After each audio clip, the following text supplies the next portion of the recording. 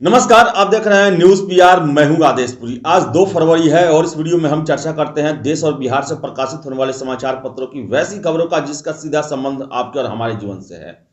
आज का morning news कुछ लंबा होगा क्योंकि कल केंद्रीय बजट पेश किया गया, तो उससे संबंधित प्रावधान जो है वो हम आपको बताएंगे, जो हमने विभिन्न पेपरों से लिया है। सबसे पहले शुरुआत करते हैं दैनिक जागरण पेपर से, जिसमें दिया गया है कि जो इस बार जो है नई चुनौतियों को निपटने को देश तैयार। आपको बता दें कि स्वास्थ्य क्षेत्र में 137% बजट को बढ़ाया गया है और इसमें जो प्रावधान किए गए हैं उसके तहत ये कहा गया है कि वित्त मंत्री ने कहा कि कोरोना जो संदेश था, महामारी का संदेश था, उसको सही ढंग से लिया गया है और यही कारण रहा कि हमने कोरोना पर विजय भी एक तरह से प्राप्त की।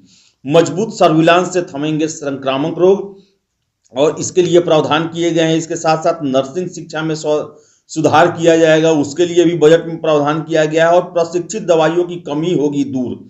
तो इन सभी चीज़ों के लिए प्रयास किया गया है और स्वास्थ्य को इस बजट में काफ़ी तरजीह दी गई है।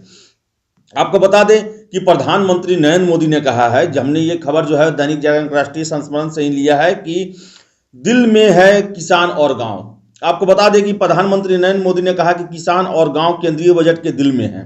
इस बजट में कृषि क्षेत्र को सशक्त बनाने और किसानों की आय बढ़ाने के लिए कई फैसले लिए गए हैं। कृषि मंडियों को सशक्त करने का भी प्रावधान किया गया है। वही अगली खबर दैनिक जागरण के राष्ट्रीय संस्मरण से ही है, जिसमें दिया हुआ है कि मोबाइल फोन और चार्जर के पुर्जों पर आयात शुल्क बढ़ा और ये इसलिए बढ़ाया गया है क्योंकि सरकार ने घरेलू उद्योगों को बढ़ावा देने के लिए मोबाइल फोन और चार्जर के लिए विदेश से मंगाए जा रहे कल पुर्जों पर आयात शुल्क बढ़ा दिया है। वित्त मंत्री निर्मला सीतारमण ने बताया कि सरकार ने मोबाइल फोन निर्माण में इस्तेमाल होने वाले पुर्जों समेत 400 आइटम पर दी जा रही आयात शुल्क की छूट की सीमा पर समीक्षा करने का आज फैसला किया है और इसे बढ़ाया गया है। वही अगर हम अगली खबर लें तो दैनिक जागरण के राष्ट्रीय संस्मरण से ही है, इसमें दिया है कि रोजगार को 3 साल में बनेंगे 7 नए पार्क। रोजगार सृजन में अहम टेक्सटाइल क्षेत्र का बजट में सरकार ने विशेष ख्याल रखा है। टेक्सटाइल क्षेत्र के लिए अगले 3 साल में 7 नए पार्क बनाने की घोषणा की गई है। वही टेक्सटाइल क्षेत्र से जुड़े हुए आइटम के आयात शुल्क में भी बदलाव किया गया है ताकि घरेलू टेक्सटाइल मैन्युफैक्चरिंग को प्रोत्साहन मिल सके। कॉटन और सिल्क के आयात शुल्क में भी बढ़ोतरी की गई है। तो ये बढ़ोतरी जो घरेलू उद्योग है उनको मजबूत करने के लिए किया गया है। अगली खबर भी हमने दैनिक जागरण से लिया, इसमें दिया है कि सभी को अच्छी और सस्ती शिक्षा का प्रावधान इस बजट में किया गया है। आपको बता दें कि निर्मला सीतारमण ने कहा कि भारत अगले दशक में दुनिया की सबसे ज्यादा युवा आबादी वाला देश होगा। हालांकि इसका फायदा तभी मिलेगा जब सभी के पास अच्छी शिक्षा हो, साथ ही पहुंच में भी हो। नई शिक्षा नीति में दिखी इन सांच को सरकार ने बजट में बखूबी आगे बढ़ाया है। इसके तहत पहली खेप में देश में 15,000 से ज्यादा सरकारी स्कूलों को आदर्श विद्यालय के रूप में विकसित किया जाएगा, जिसका अनुसरण बाकी स्कूल करेंगे। उच्च शिक्षा को भी मजबूती देने व नीति में सुझावों पर अमल करने के लिए भारतीय उच्च शिक्षा संस्थान का गठन इसी साल हो जाएगा। तो शिक्षा के क्षेत्र में ये प्रयास किए गए हैं।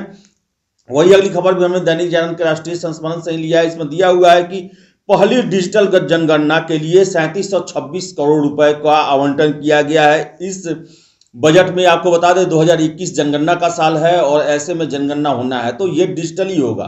और सबसे बड़ी बात कि कल जो बजट पेश किया गया वो भी देश में डिजिटली बजट पेश किया गया, जब टैब से निर्मला सीतारमण जो है देखा गया कि वो बजट पढ़ रही थी। अगली खबर हमने जनसत्ता से लिया है। इसमें दिया है कि निजीकरण तेज, कई कंपनियों में विनिवेश का प्रस्ताव और इसी के तहत 2 बैंक और जीवन बीमा निगम में हिस्सेदारी बेचेगी सरकार। आपको बता दें कि LIC में 49% FDI की अनुमति थी, उसे बढ़ाकर 74% कर दिया गया है। तो वही 2 सरकारी बैंकों में अपने हिस्सेदारी जो सरकार जो है वो बेचेगी। वही अगली खबर हमने लिया है दैनिक जागरण के राष्ट्रीय संस्मरण से। इसमें दिया हुआ है कि हमारे पड़ोसी देश म्यांमार में तख्ता पलट हो गया है और सेना ने टेक ओवर कर लिया है वहां की सरकार को और वहां की सर्वोच्च नेता जो हैं आंग सान सू की, उन्हें और वहां के राष्ट्रपति को गिरफ्तार कर लिया गया है। तो ये काफ़ी एक डेमोक्रेसी को कमज़ोर करने वाली खबर है और भारत का पड़ोसी राज्य फिर से म्यांमार एक बार सैनिक शासन के अंडर में आ गया। हालांकि पहले भी वहां सैनिक शासन लगते रहे हैं। वही अगली खबर हमने लिया है जनसत्ता से, जिसमें दिया है कि 6 फरवरी को देश भर में किसान करेंगे चक्का जाम। आपको बता दें कि 26 जनवरी को ट्रैक्टर रैली और अब अपने अनेक हथकंडे अपनाने के बाद किसान जो है अभी भी मानने को तैयार नहीं है और लगातार सरकार के कृषि बिल के खिलाफ लामबंद हो रहे हैं और इसी के तहत उन्होंने 6 फरवरी को पूरे देश में चक्का जाम का फैसला लिया है। अगली खबर हमने जनसत्ता से लिया, इसमें दिया है कि रक्षा मंत्री आज करेंगे LCA यानी कि लाइट कॉम्बैट एयरक्राफ्ट की दूसरी श्रृंखला का उद्घाटन। बता दें आपको कि रक्षा मंत्री राजनाथ सिंह हिंदुस्तान एरोनॉटिकल्स लिमिटेड यानी कि HAL के तेजस हल्के लड़ाकू विमान की दूसरी उत्पादन श्रृंखला का बेंगलुरु में उद्घाटन करेंगे। HAL के अधिकारियों ने इसकी जानकारी दी है। अगली खबर भी हमने जनसत्ता से लिया है, जिसमें प्रधानमंत्री नरेंद्र मोदी ने इजराइल के प्रधानमंत्री बेंजामिन नेतन्याहू से कहा है कि आतंकी हमले के दोषियों को सजा दिलाएंगे। आपको बता दें कि बीटिंग रिट्रीट के दिन शाम के 5:45 पर इजराइल दूतावास के 50 मीटर बगल में ही एक IED ब्लास्ट किया गया और इसके बाद से ही पूरे दुनिया में हड़कंप मच गया, क्योंकि इजराइल जो है बहुत पहले से आतंकियों के निशाने पर है और ऐसे में प्रधानमंत्री नरेंद्र मोदी ने अपने समकक्ष इजराइल के बेंजामिन नेतन्याहू को यह विश्वास दिलाया है कि दोषियों को किसी भी हाल में बख्शा नहीं जाएगा, उन्हें सजा जरूर होगी। वही अगली खबर हमने लिया है हिंदुस्तान से, इसमें दिया हुआ है कि ग्रुप डी के 30,000 पदों पर होगी नियुक्ति। आपको बता दें कि राज्य सरकार ने विभिन्न कार्यालयों में ग्रुप डी के लंबे समय से खाली पड़े पदों पर जल्द नियुक्ति की निर्णय लिया है। BSSC ने जिला अनुमंडल और राज्य स्तरीय कार्यालयों से इसके लिए अधियाचना मांगी है। अब तक 29 जिलों से रिक्तियां आयोग को मिल चुकी है, जिसकी गणना चल रही है। तो बहुत जल्दी जो है बिहार में बहालियों का एक नया दौर शुरू होने वाला है। अगली खबर हमने प्रभात खबर से लिया है, इसमें दिया है कि पटना मेट्रो के साथ मेट्रो नियो की भी सुविधा। आपको बता दें कि सोमवार को आम बजट पेश हुआ, जिसको लेकर माना जा रहा था कि इंफ्रास्ट्रक्चर, स्वास्थ्य जैसे क्षेत्रों में किए गए ऐलान का लाभ बिहार को मिलेगा। इन्हीं घोषणाओं में मेट्रो नियो चलाने की घोषणा शामिल है। इससे तमाम पटना के सभी लोगों को इससे लाभ मिल सकता है। हालांकि जानकार मानते हैं कि बिहार के लिए विशेष पैकेज जैसी पुरानी मांगों को तजव्वो मिलनी थी, जो कि नहीं मिली। और बता दें आपको, बेहद कम किराए में ज़्यादा से ज़्यादा लोग सफ़र कर सकेंगे इन ट्रेनों से जो मेट्रो शुरू होने वाले हैं। वही अगली खबर भी हमने प्रभात खबर से लिया है, इसमें दिया है कि फ्रंट लाइन वर्करों को वैक्सीन का डोज देने के लिए तैयारियां हुई तेज। DM ने 2 दिनों में मांगा कर्मियों का डाटा। तो आपको बता दें कि दूसरा फेज का वैक्सीनेशन होगा, जिसमें जो फ्रंट लाइन वर्कर हैं जैसे सिविक बॉडी, पुलिस के जवान, उन लोगों को वैक्सीनेशन किया जाएगा और उसके लिए जो तैयारियां हैं वो तेज कर दी गई हैं। आपको बता दें कि हिंदुस्तान पेपर में दिया है कि बजट को लेकर जो है कृषि मंडियों का ढांचा मजबूत करने पर जोर दिया गया है। छोटे व्यापारियों को स्टार्टअप का तोहफा मिला है। 75 साल से ज्यादा उम्र वाले पेंशनरों को राहत मिला है और नए प्रोजेक्ट रोजगार के अच्छे मौके लेके आएंगे। हिंदुस्तान में दिया गया है इनका बजट के विश्लेषण में।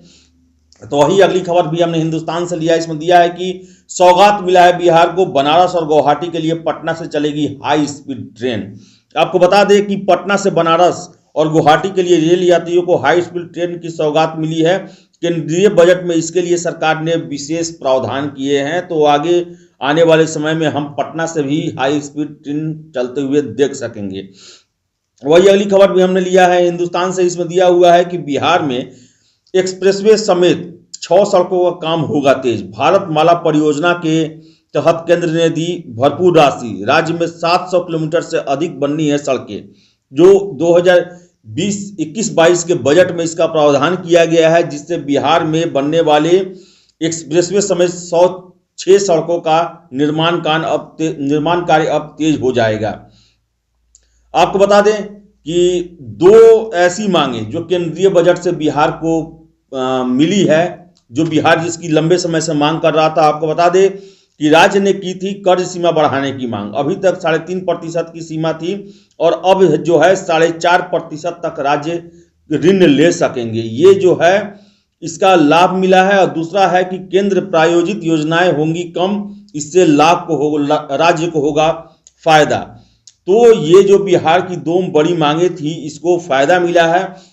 और सबसे गर्व की बात हिंदुस्तान पेपर से हमने लिया है कि बिहार के स्मार्ट प्रीपेड मीटर योजना देश में लागू होगी। केंद्रीय बजट में स्मार्ट प्रीपेड मीटर को, जो कि बिहार सबसे पहला देश का राज्य था जिसने ये फॉर्मूला को अपनाया, उसे अब पूरे देश में अपनाया जाएगा। और इसे बजट पेश करते हुए केंद्रीय मंत्री निर्मला सीतारमण ने बिहार के प्रीपेड मीटर को देश भर में अपनाने की घोषणा की। बिहार में स्मार्ट प्रीपेड मीटर लगाने की शुरुआत मुख्यमंत्री नीतीश कुमार के निर्देशन पर शुरू हुआ था।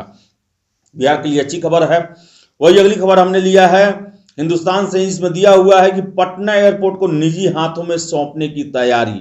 एयरपोर्ट पर लगभग 1200 करोड़ की लागत से हो रहा है विस्तारीकरण।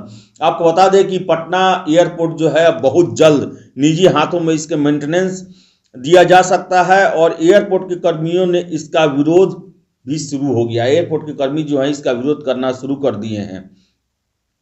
तो ये थी आज पटना और देश से प्रकाशित होने वाले समाचार पत्रों की वैसी खबरें जिनका सीधा संबंध आपके और हमारे जीवन से है।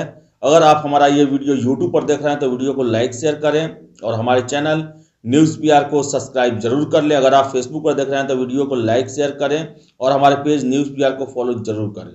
बहुत बहुत धन्यवाद।